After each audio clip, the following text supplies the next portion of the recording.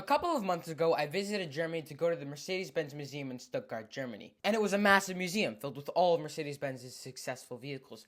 But how the actual heck did they get that successful in the automotive industry?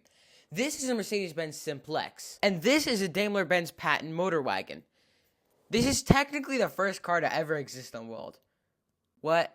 This is part 2 of my video series of visiting the Mercedes-Benz Museum. Stick around and you'll find out how Mercedes began. So, without further ado, ladies and gentlemen, my name is Kirk, this is Kirk's Car Reviews, and I went to the Mercedes-Benz Museum.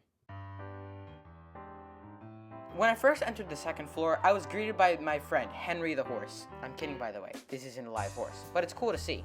Horses were originally the first form of transportation in Germany, and that's why it's in this museum. In the 1890s, Daimler-Benz created the first combustion engine powered vehicle. Technically speaking, these are the first cars in the world. Yes, you heard that right. These are the very first cars to ever exist in the world.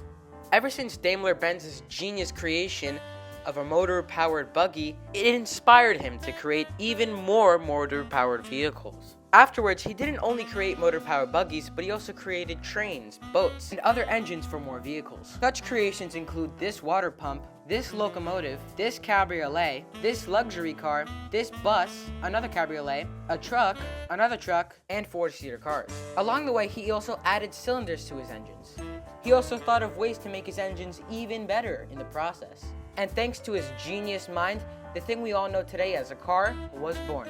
With some help, Daimler-Benz was able to kickstart Mercedes-Benz and their very first production model, the Simplex. This example right here is the oldest existing Mercedes in the entire history of Mercedes. Based off of the Simplex model they recently created, they were also able to create even more versions and variations of the Simplex model, such as this bus, a Landaulet version which had 4 seats, 2 seats of which enclosed in an interior, a 75 PS Doppelphaeton 6-cylinder car, and an 18 PS Doppelphaeton car. Believe it or not, before they created the TriStar logo, this was the Mercedes logo back then. Pretty cool, right? With the success of the Simplex, they were able to create the first modern automobile, the Mercedes 35 PS. Its 4-cylinder front-engine rear-wheel drive setup was the blueprint for cars to come. Take a look.